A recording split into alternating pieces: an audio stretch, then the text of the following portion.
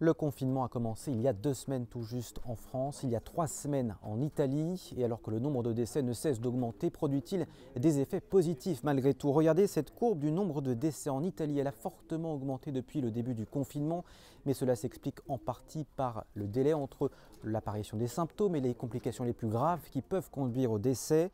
Quand on regarde le nombre de cas, la courbe continue également d'augmenter. Elle est passée de 10 000 cas après le début du confinement à plus de 100 000 aujourd'hui.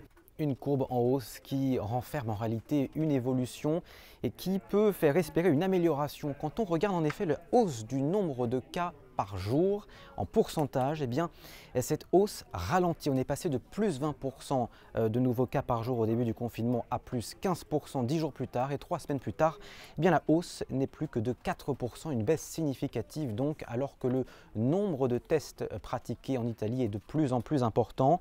Faut-il s'attendre à une baisse similaire en France? Difficile à dire puisque les tests ne sont réalisés que pour les cas les plus graves.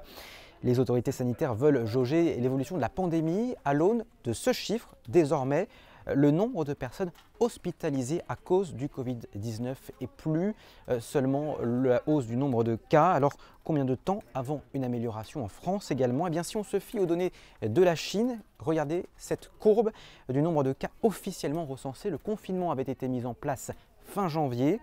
La courbe avait commencé à ralentir seulement 3 à 4 semaines plus tard.